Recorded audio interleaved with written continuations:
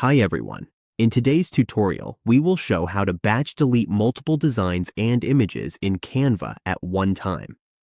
This is useful for cleaning up the workspace, organizing files, and removing projects that are no longer needed.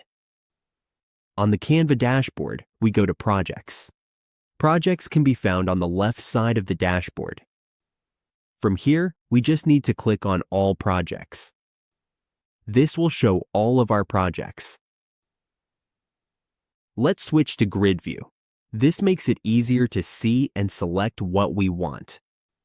Now we just need to select the projects we want to delete. For example, this one, and this one. We can keep selecting as many projects as we need to manage them all at once. This also works with images. Once we have finished selecting the projects, we just need to click Move to Trash. This will delete everything we selected. As we can see, deleted items can be restored from the trash within 13 to 30 days. Now, to confirm, we can see it is moving the selected items to trash.